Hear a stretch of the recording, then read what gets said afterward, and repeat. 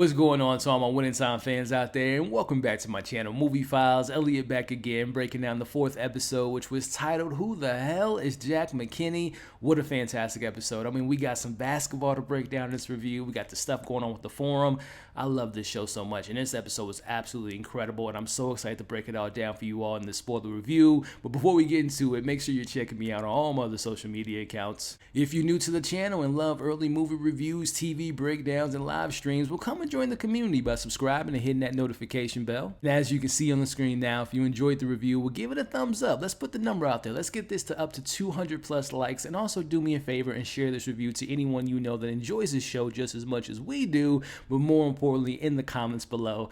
Let's talk about the episode. We got so much to break down. The stuff at training camp, the rookie duties by Magic, Kareem and Magic and Coop and Norm getting on the same page. I mean, it's just so much great stuff to talk about. I want to know, who's your favorite character so far in this show, and what was your favorite element about tonight's episode? And also, what were some things that didn't work for you all? Let's talk about that in the comments below. So before we dive into it, let's talk some NBA. You know, I did this last week, and this is honestly the only time I get to talk sports on my channel. And like I told you all, I love basketball. It's my favorite sport. Kobe Bryant, best player of all time, wearing his number 8 jersey tonight. But let's talk some NBA, and let's talk about the Lakers. Again, we talked about them last week, and as I was recording, had just got their ass handed to them the last 3 games, but they had a little bit of an interesting game. They beat Toronto. You know, Russell hit the game tying 3-pointer. They won in overtime. I'm like, that might be one of those games that can get them on a nice little winning streak. Boy, did that only last like 24 hours, because they go ahead and lose to the Wizards, and then they win a game in versus the Cleveland, in which, by the way, that LeBron poster on Kevin Love, 37 years old. Are you kidding me? This man's still jumping out of the roof. LeBron, greatest athlete of all time, if you ask me, as far as like athletic ability. I know some people have him as a GOAT. That's not my opinion. You know who I think the GOAT is. But either here nor there, the question I have for you all is, with this win a game, lose a game, win a game, right now as I'm recording this, the Lakers are number 10 in the West, and they're only like a game and a half above the San Antonio Spurs, and they're like a game below the Pelicans. Question I have for my Lakers fans out there, will they make the play-in? And if they do, can they make it to that 8th seed? And if they do make it to the 8th seed, the biggest question, healthy KD, or should say AD, if he is healthy, which is, you know, hard to do for him. Healthy LeBron, you know, Melo's hitting threes, Dwight's playing some good minutes off the bench, and then we have Melo coming off the bench as well. And Russell, can he really be Russell? How many games can they win against the Suns if they make it to that 8th seed? I just want to know you all's thoughts on that. And of course, speaking of the Suns, they're balling their ass off right now. They only got 8 games left in the season. They just clinched the best record in the NBA, number 1 in the West. Obviously, they just got Chris Paul back, who, if you ask me, I think he's top 10 point guard of all time. And I want to take the moment. I just talked about Kobe. There are certain NBA players in the league right now who I think has that, not the full Kobe mentality, right? The Black Mamba mentality, but they have that killer instinct. Devin Booker, to me, is one of those NBA players. That man is playing out of his mind right now, and he is just one of the best up-and-coming superstars in the league, if you ask me. And they look very scary this year. I know they lost to the Bucks last year, but if they get a rematch, which I don't think the Bucks is going to make it to the finals, but if the Suns make it to the finals this year, which looks very plausible if they stay healthy, they got a nice little squad. But let me know if there's any Phoenix Suns out there, fans out there, and what you all think about them winning the championship, and if there's a chance that they play the Lakers in the first round, and how many games can those Lakers win. But also, there's another little story I want to talk about with you all, switching over to the East. For my Boston fans, we're talking LA tonight. I know there's some Boston fans that watch this show. Y'all are playing really good. The Celtics are looking very nice. They're sitting at the 5th seed as I'm recording this, and the defense is looking amazing. And of course, Jason Tatum is incredible. But I want to know, for you all out there, Nets fans, I don't know if you all seen it, and it was big news for the sports fans out there, and as I'm recording this, it's just a couple days ago they announced this, but boy, Kyrie Irving, he is now allowed to play home games, meaning that he's going to be able to play with the team full-time. They're the 8th seed right now, looking to maybe going against Miami Heat. Do you all see the Nets, if they are given the 8th or even the 7th seed, if they win, you know, a couple games at the end of the season, are they your favorites right now in the East? I just want to know in the comments. I think right now, from my personal opinion, yes, a healthy KD and Kyrie, and then if they inevitably get, you know, my boy Ben Simmons back on the court, they look pretty scary. But right now, I still think chemistry-wise, even though the Heat just had a blow up on the sideline the other day, I still think they have better chemistry than the Nets. I still think the Bucks, when Antetokounmpo is playing the way he plays, is a very formidable opponent. And then you have other teams, like I said, Boston. So Nets, KD, Kyrie, Ben Simmons, can they go to the championship? Let's talk about all that in the comments below. Again, I love talking basketball. I love talking with you all. So let's talk about any other news you all want to talk about in the world of the NBA. But let's get into this review here. Like I said up top, I think this episode was fantastic. I said it last week, and I got to say it again this week. This is my favorite episode of the season. The writing has been so great. The performances, the cast, number one. We're going to get into this cast in a little bit. Every single week, I'm like, this person's in the show, this person in the show. The casting is incredible. But we finally got some basketball to talk about. And I was going to be critical. I said to y'all in episode 1, I will be keeping an eye on how they handle shooting the basketball scenes, because I watch a lot of sports movies and shows. And sometimes you're like, this looks terrible. The way they cut it so quickly. You could tell it's like a stunt double playing the actor. The basketball was on point in this episode. And then all the stuff that we're getting with the Forum and building it as one of the most designated spots in LA. This episode is like top tier television to me. It had great writing, had great sports, and it had great performances. Best episode of the show, and I'm going to probably say that next week. But right now, as it stands, episode 4 is my favorite, so let's talk about it in the comments. But let's break it all down as we open up in 1968. And listen, I love HBO. They're always pushing the envelope, especially when it comes to sex and nudity. They're always one of the forefronts of just like giving you raw and just true human interactions.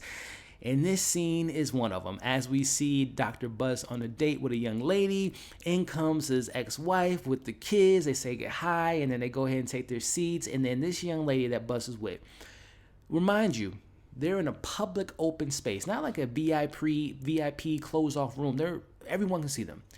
This young lady goes ahead and takes Dr. Bus' fingers, puts it in her mouth, and as you all know how the scene plays out, wow. I mean, come on. And I mean, again, HBO, they didn't just allude to what was going on under the table. They showed you what was going on. And then in comes, you talk about traumatic moments. Jeanie sees what her dad was just doing. And again, I'm like, oh my goodness. I mean, that is a traumatic thing to see your father doing in a public setting, let alone in front of his daughter and everyone else to see. But that seems very important to what decision she makes a little bit later in the episode. But let me know what you all thought about that opening sequence. Which, speaking of opening sequences, I don't talk about it enough.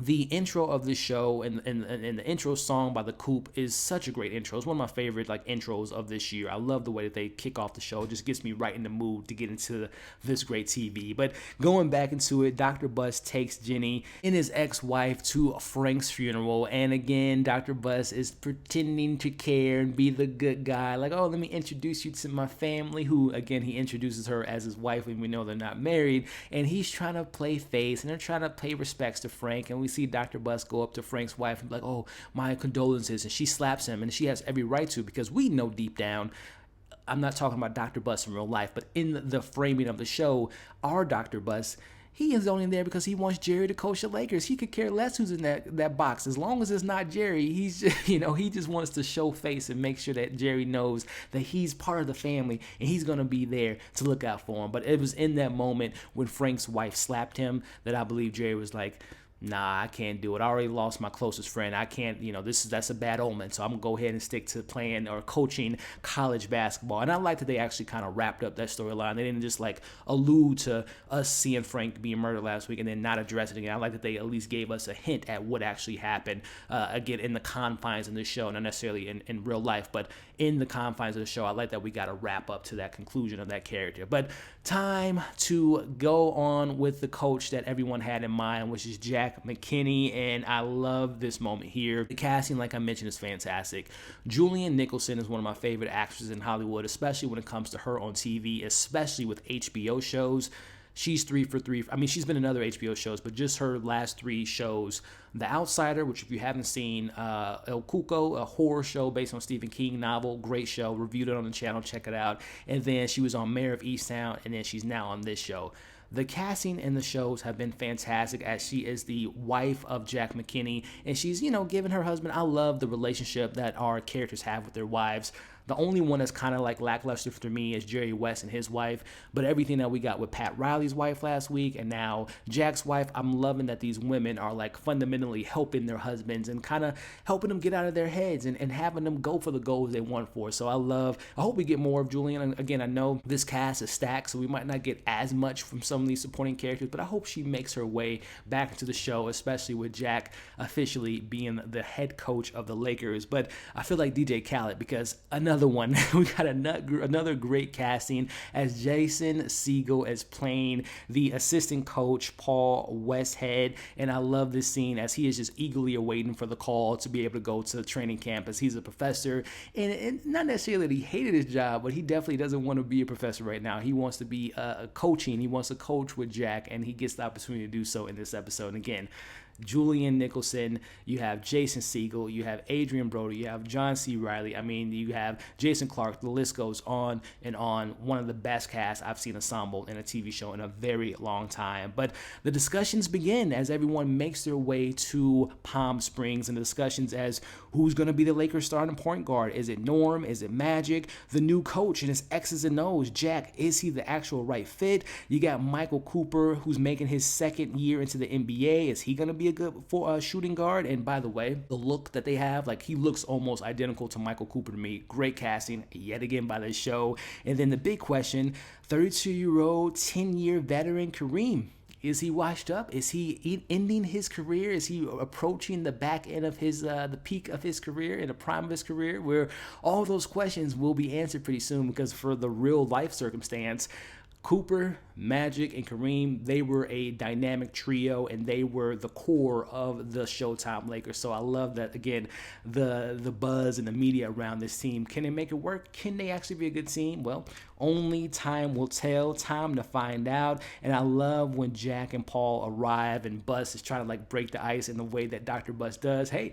I got women. They're half naked. Let's go ahead and break the ice. But I love that Jack McKinney was so focused. He's like, you know what? I want to meet the guys. Go ahead and set up a projector. Let's get this thing started. And Dr. Bus was like, oh, okay. He's about his business. And notice that Jerry West is noticing that as well. And I love Jerry's, his inclusion in this episode was something special for me as well. But I love that moment there. And also, speaking of moments, the reunion that Paul and Jerry have when he was like, oh, I guarded you as a college basketball player. And Jerry says to him, I hope you're better.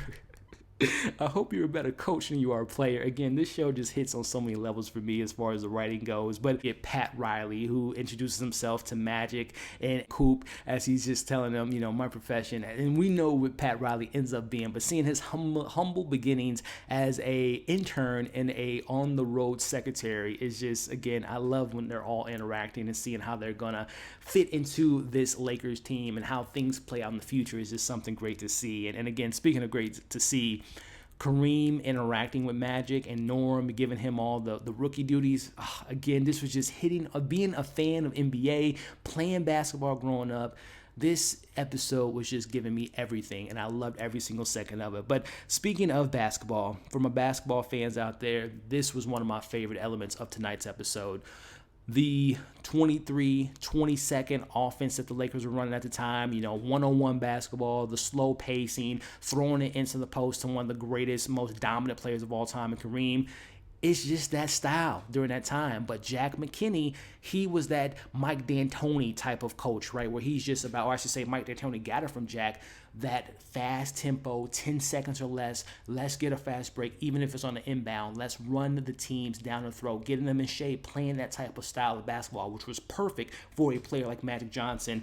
Oh my goodness, the fact that they added that in the show just made me love the show even more. Again, being a basketball purist like I am, I love that they're diving into the minutia and not just showing the team, oh, they just clicked on all cylinders. Oh, they're just playing. They're just great players. They just have great chemistry. No, you have to build that stuff, and you have to show that type of stuff. And I love that the show took its time and gave us that beginnings of training camp and implementing the offense that came to be the Showtime Lakers. Like, that alone made this my favorite episode of the show so far. I love that stuff right there. But getting back into it, and speaking of fast pace, Don't you wish the Lakers were playing fast pace? I'm talking about the real life Frank Vogel offense. It would be good, right?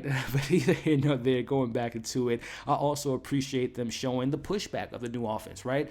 Not all the players were happy about this, especially Kareem. He's a big man. He likes to play in the paint. Give me the ball, dribble, dribble, dribble. Skyhook, we know, is one of the greatest moves of all time. There's really no counter to that, especially at his size. But I love that the show showed that was some pushback that the players had during that time, and it wasn't a style of play that a lot of players adapted, which, as Kareem says, that's street ball. I'm not here to play street ball. I'm here to play NBA ball, which during the time was dribble, dribble, dribble, in the post, sky hook, and that's how they got buckets. So, again, I love that aspect. And there's some truth to what Kareem was saying because, again, being a basketball fan, when the game slows up, it's crunch time, especially in the playoffs, you got to get an easy bucket. And that's where Kareem came in, dominates in the post. So, as a basketball fan, this was just like, I was just like so excited that they're talking about all this stuff. Let me know what you all thought about the basketball element, as well as how they're still making it a good, entertaining show with great writing. I think this show is incredible. But let me get back to the breakdown. Let me know your thoughts in the comments.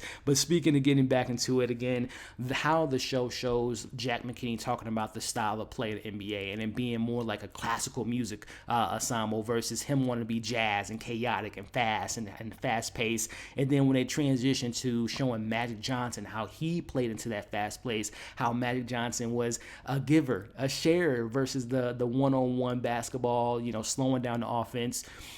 Listen, I can go for hours talking about how great this stuff was and how important it is to the game of basketball, especially when it comes to the Showtime Lakers and how they changed the game of basketball. Yes, there were some teams that were a little bit faster paced during that time period, but this was the Showtime. This was the team that actually kind of got that fast pace, 10 seconds or less, even if you're inbounding the ball, less running down their throats. I love that the show, again, I can't stress enough how impressed and how happy I am that they did not ignore that they actually focused on the X's and O's in this episode. Round of applause to the writers of the show. But time to actually lace it up, and this is where I was going to be critical. If this show has some trash basketball scenes, I wouldn't forgive it. And they did not disappoint, as we're actually seeing them on the court playing basketball. For most of the shots, it looked like the actors were actually on the court, dribbling, shooting, playing defense, and the way they edited it, the way that they shot it. Some really great basketball stuff going on. Let me know what you all thought about the basketball play in this episode. But getting back to Jack, who wants to have Jerry West outside, and I love that Jerry West, he still can't get away from the game. He goes to Pat Riley like, hey, let me see that tape. Let me see what the practice is looking like. I still love that Jerry West is an integral part of the show because he is very integral to the Lakers and them building that dynasty of the Showtime Lakers. So I love that they're doing that there. But going back into it all again, seeing the hard picks on Magic again, the team's not embracing his style. It's flashy. It's a very unique style, but it doesn't work for everyone. And I love that the show showed that element, that again, not all players are looking for behind-the-backs, no-look passes. They want the fundamentals. So I love that they showed that aspect in the line, too, right here, where Kareem, after running miles and miles and suicides and all that, Kareem being the captain, he takes his shoes off. He's like, oh, and Paul walks up to him, Jason Segel's character, like, hey, Cap, we got a couple more drills. He's like, all right, Jeff, I'm done for the day. Well, my name's Paul, but you can call me Jeff. So many great one-liners in this episode, and that was one of my favorites there. But again, showing this scene here, you telling me the rookie and grown folks business, as we see, the players, most of the veterans who are on not guaranteed contracts, they're fed up with Jack's approach to the game, and no one's really stepping up. And Magic's like, hey, I got a little pull with the coach, and I can talk to him. I got a little bit of influence. I'm the only one, besides the Cap that's making, guaranteed money. So let me give you, give me my 2 cents to the headers. And they're just like, rookie, shut the hell up. You don't know what you're talking about. But again, Magic had some pull during that time. And again, I love that they're still showing a focus on that relationship between Dr. Bus and Magic, which was one of my favorite scenes that we'll get to here in a little bit. But again, I love that scene. And then the scene where we have Magic talking to Cookie, and when he says to her, shut up, well, he didn't tell her shut up, but he pretty much did tell her shut up. He's like, you don't know what you're talking about. We're not friends. You're just a girl I smashed. I'm like, damn, that is some cold-hearted stuff. And she was speaking facts because, again, what I love about what they're doing with Magic, he sees himself in a certain light, but other people see differently. And tie that to this scene here, which brings us to when we have Dr. Buzz and Magic at the pool talking about, again, how they perceive themselves, but how it's so different from everyone else. I love that connective between the two characters, and I love that narrative, and I also love the scene here when all the players were getting fed up with Jack, and they go to Jerry West's room, and he thinks it's just going to be him and a couple other players. Almost the whole team was in his hotel room at that point, and when the one guy says, "What do you think about it?" He called me fat, coach. Again, this episode was so incredible to me on so many levels. But going back to it, when we have Jerry West talking to Jack about the offense and the complaints that the teams has, and when he says this line here to him, "You're not God and you can't change everything in 6 days and sleep on a Sunday." One of my favorite lines of the entire episode. And he, we see Jack, he's standing his ground. He's firm. He's like, "I'm not going to compromise. This is how I want to run a team. This is how I want to run an offense, and I'm going to stick to it." He changes his mind a little bit later, but again, I love that Jerry West is still involved. That line, "You're not God, you can't change everything in 6 days and sleep on a Sunday." The writing again is on point. But going back into the conversation, as rookie Magic Johnson finally tells Cap, "Listen, I made this juice handmade. Can you just drink the juice?" And he drinks it. "Not bad, rookie, but I told you to give me a newspaper." Again, I love the building of the team. And Magic, we know who Magic Johnson is, but he ain't Magic Johnson quite yet in this time and in this part of the show. And I love that the show is handling and kind of giving us the slow burn to what's going to be one of the greatest teams of all time. But back into it, as we see Jack arrives to practice, and he decides to mix it up a little bit. He's like, "You know what? I'm going to have Norm and Magic. Who's the point guard, coach? Figure it out as the game goes on. I'm going to have Coop. I'm going to have Wilkes, and I'm going to have Kareem. Let's see what we can do here." And watching them figure it all out in the court, but more importantly, not just figuring out, but Norm, out of all people, sticking up for Magic at that moment was great writing, great team building, and like a kind of Remember the Titans moment for me, where the team finally they click and they realize, we can play, we can make this work and win some games and maybe win some championships. So that, to me, seeing them come together, perfect writing and what made it the favorite episode to me. But we got some other stuff to break down here, and we're going to wrap it all up with this part of the episode, the Forum, and how they're continuing to build the Forum as being a place to escape. And I'm so glad that the show is still focusing on that and showing how they wanted it to be an exciting place, a place for kids, families, adults. And I love that it's like Disney World meets the Playboy Mansion meets the Oscars. That is such a great pool. That is such a great selling pitch, and I would love to go to that place, as the Forum was during that time one of the best places you can be on earth. And I love that the show is still showing us it's not just the basketball, it's not just the inciting players, but it's also how do you build this dynasty. It's more than just the game of basketball, it's all the other stuff that makes it important too. So I love that the show has not shied away with that, and also that Jeanie is still involved in the creation of all that, her input, the moment she has with her grandmother, and she kind of has that heart-to-heart with her about the finances, which brings her to telling her mom, Joanne, about her being on the name and being, part owner of the Lakers, and how she signed on, which shows us the beginnings of how the family got involved. As we know, Jeanie and her brother and her other siblings getting involved, and how all that kind of family drama shook out many, many, many years later. So they're planting the seeds on some really important stuff, and I love that the show has not forgotten about that other stuff that was important about building this dynasty, which was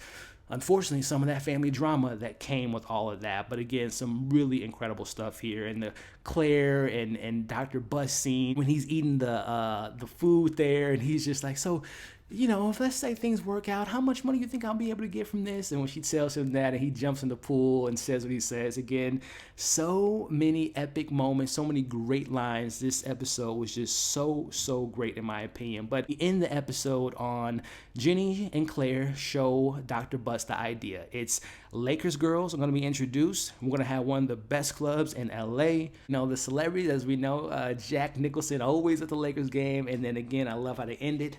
Oh yeah, it's showtime, baby. Oh, what a great way to end a fantastic episode. The writing is amazing. The performances are great. This cast continues to be amazing. And I love that everyone has a moment to shine. Even the small supporting characters, like I mentioned, Julia Nicholson is a fantastic actress. She had like one scene, but it was a standout scene for me, and her support for her husband. Seeing Jack McKinney standing his ground, but ultimately knowing that being part of a coach, you got to compromise some things, right? You got to slowly implement yourself. You're not going to just have it happen overnight. So I love that narrative. I mentioned how I love the X's and O's, the style of play, the actual basketball that we saw in this episode. And again, this is just one of my favorite shows right now on TV. We got the return of Atlanta, which I love, but right now, Winning Time is just hitting on all cylinders for me. But hey, that's my 20+ minute thoughts on the episode. Let me know your thoughts in the comments. What we talked about up top with the actual NBA stuff going on right now. Kyrie, KD, is it something to be scary about? What we got going on with the Lakers? Can they make the play-in? And how many games, if any, can they win if they make it to the playoffs? And of course, everything we talked about there and everything in this episode. Training camp, the forum. Let's talk about it all in the comments below. Thank you all for watching the review. If you stayed on to this point in the review, I appreciate you all. Before you leave, make sure to like, share, comment, and come and join the community by subscribing and hitting that notification bell. Hope you all enjoyed the review. Hope you're staying safe. As you can see on the screen now, subscribe and join the community. Check out my other content. We'll catch you on the next video.